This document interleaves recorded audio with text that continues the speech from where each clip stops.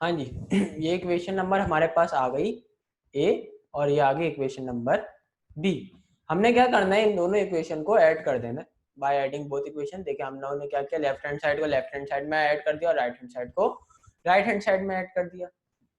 T1 plus T2 आप जानते हैं टोटल टाइम के बराबर होता है, सब्स्टिट्यूट कर दिया। और आप जानते हैं कैपिटल T बराबर होता है 1/f फ्रीक्वेंसी के, ये आप मैट्रिक में पढ़ा था हमने और ये वही वाली बात है। सब्स्टिट्यूट कर दें यहाँ पे।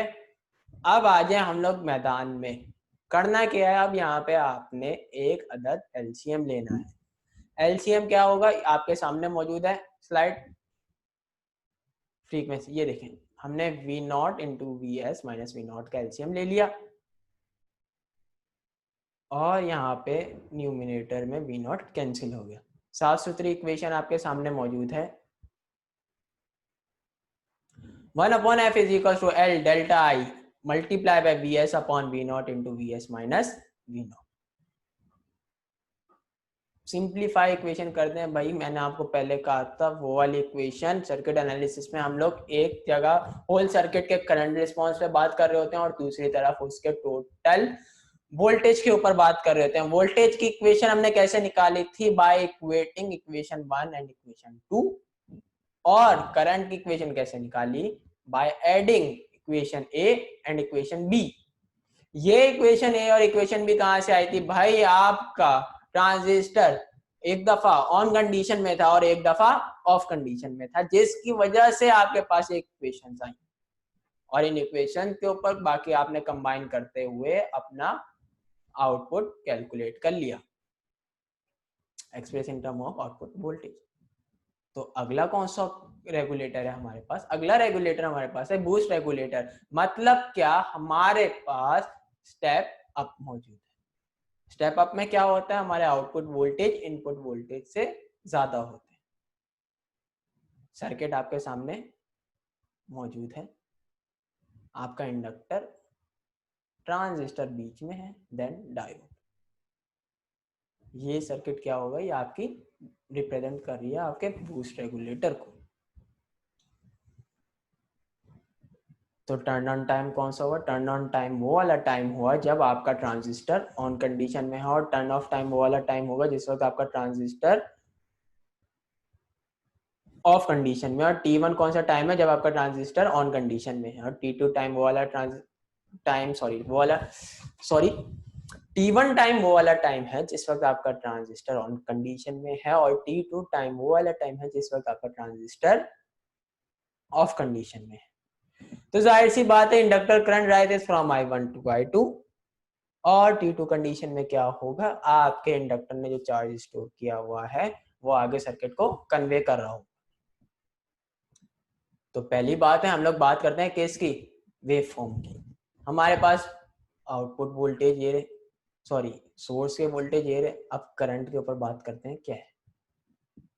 करंट वही होगा इंडक्टर का, पहले आपने उसको स्विचिंग मिली, उसने खुद को इंक्रीज किया, फिर डिक्रीज किया, फिर इंक्रीज किया इंडक्टर की। अब हम लोग यहाँ पे डायोड के करंट की बात करेंगे तो क्या होगा, आपके सामने मौजूद है डायोड।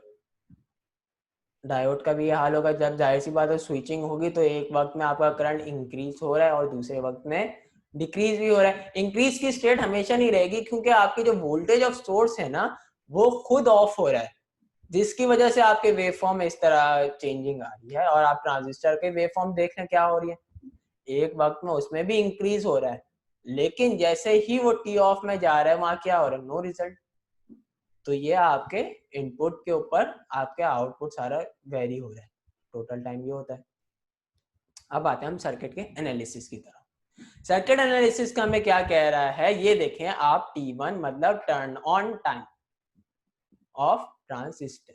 सर्किट आपके सामने मौजूद है, इस वक्त आपका ट्रांजिस्टर ऑन कंडीशन में। तो मुझे आप सिंपल सी एक बात बता दें, तो यहाँ पे जो ट्रांजिस्टर है ये तो स्विच का काम कर रहा है, तो क्या आपका करंट डायोड की तरफ जाएगा या ट्रांजिस्टर की तरफ जाएगा। भाई एज अ ट्रांजिस्टर को देखा जाए तो वो तो शॉर्ट सर्किट हो चुका है, लो रेजिस्टिव पार्ट तो ट्रांजिस्टर प्रोवाइड कर रहा है एज कंपेयर टू डायोड। तो आपके सर्किट का फ्लो कैसे होगा, वोल्टेज ऑफ सोर्स इंडक्टर और ट्रांजिस्टर। मैथमेटिकल कैसे लिखेंगे, Vs is equal to VL, और VL किसके बराबर होता है, LdI/dt, जिसको आगे आप कैसे लिखते हैं, डेल्टा I/T1। करंट की इक्वेशन आ गई। तो ये कौन सा है भाई, तो आप जब T1 के ऊपर काम कर रहे हैं, यहाँ पर भी आपको सर्किट एनालिसिस में वही वाले शराइत हैं, आपको एक वोल्टेज कैलकुलेट करना है आउटपुट का और करंट कैलकुलेट करना है। सर्किट आपका दो कंडीशंस के ऊपर वर्क कर रहा है, एक turn on time of transistor और एक turn off time of transistor. तो आपको भी यहाँ पर भी वैसे ही इक्वेशन बनानी है। पहले तो एक करंट की इक्वेशन निकाल ली आपने, टर्न ऑन की कंडीशन का करंट ये होगा, और टर्न ऑन का टाइम कैसे निकलेगा भाई, टर्न ऑन का टाइम कैसे निकलेगा, T1 को एक तरफ रखें और बाकी सब दूसरी तरफ ले जाएं। तो ये कौन सी इक्वेशन हो गई, ये हो गई आपकी इक्वेशन नंबर ए। ठीक है, यहां तक कोई परेशानी हो, कुछ पूछना पाछना है तो अपने पास ही रखें, मतलब वहीं लिख लें, मुझे आप मैसेज कर दिए। सर्किट के ऊपर काम करें, ट्रांजिस्टर के सर्किट के ऊपर काम करते हैं। सॉरी, ये हो गई टर्न ऑन स्टेट का, आपने वर्किंग सारी कंप्लीट कर ली। सिंपल सी बात थी, वोल्टेज ऑफ सोर्स, इंडक्टर और ट्रांजिस्टर के दरमियान सारा वर्किंग रहेगी। अगली वर्किंग पे जाते हैं, टर्न ऑफ स्टेट है, सॉरी ये है turn off state, transistor off है, वही वाली बात है। यहाँ पे आपका स्विच ऑन है तो कहाँ होगा, स्विच के अंदर जाएगा, नहीं डायोड की तरफ जाएगा। इक्वेशन क्या बनी, voltage of source plus inductor का वोल्टेज प्लस आउटपुट का वोल्टेज बराबर है किसके, जीरो के। केवीएल यूज किया, इंडक्टर VL की जगह क्या रखते हैं, LdI/dt रखा, सिंप्लीफाई किया, आपके सामने करंट निकल कर आ गया। क्या किया है, इस वाले स्टेप में हमने रख दिया T2, इसलिए रखा क्योंकि हम लोग टर्न ऑफ कंडीशन पे बात कर रहे हैं। अब हमने क्या किया, हमने डेल्टा I बराबर है T1/L into VS minus V0, सिर्फ इक्वेशन को रीअसेंबल किया और हमारे पास करंट की वैल्यू आ गई। इसको क्या नाम दे दिया, इक्वेशन नंबर 2। तो जाहिर सी बात है भाई, जाहिर सी बात है अगली इक्वेशन क्या होगी, इसके टाइम की इक्वेशन होगी। तो वो क्या है, T2 is equals to the delta I into L upon VS। ठीक, यहां पर एक मसला ये हो गया, ये T1 नहीं है बल्कि ये T2 है, और ये गलती मेरी है कि यहां पर मैंने T1 लिखा रहने दे दिया, तो गलती माफ की जाए और आगे बढ़ा जाए। T2 की इक्वेशन क्या आ गई, delta I into L upon VS minus V0। Simple सी बात है, पहले हम लोग क्या निकालते हैं, करंट के ऊपर वर्किंग कर रहे हैं। करंट के लिए क्या होता है, इक्वेशन नंबर 1 इक्वेशन नंबर 2 को इक्वेट कर दें। इक्वेशन नंबर 1 क्या थी, turn on state of transistor, और इक्वेशन नंबर 2 कहां से आएगी, turn off state of transistor. रखे करंट, इक्वेट करेंगे, इक्वेशन आपके सामने आ गई। सिंपल से इक्वेट कर दे, पहले चीज ही हमेशा आप इक्वेशन जैसे इक्वेट करें, कुछ भी पुट करें, पहले ये देख लें कोई ना कोई चीज कैंसिल हो रही है तो उसे पहले स्टेप में कैंसिल कर दें, आगे इक्वेशन और सिंप्लीफाई हो जाती है। T1 और T2 की वैल्यू डालें, ये तो हमने पहले बचपन में पढ़ी थी लेक्चर के शुरू में ही। T1 KT के बराबर होता है, T2 किसके बराबर होता है, कैपिटल T इंटू 1 माइनस के।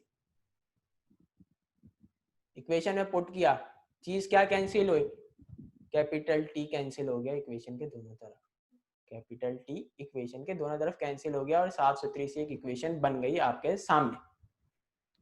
एक चीज और कैंसिल हो रही है, वो क्या, KVS, K इंटू VS भी कैंसिल हो रहा है।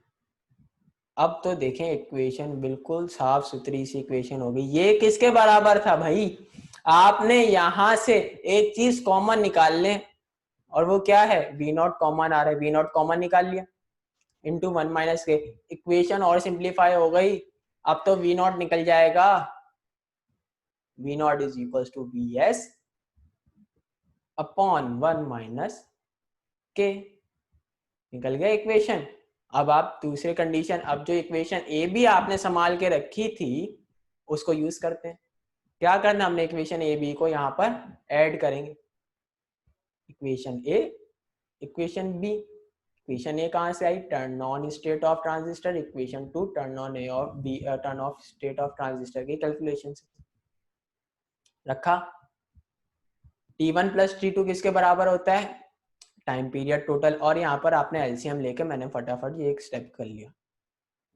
कैंसिल क्या हो रहा है ये देख लें,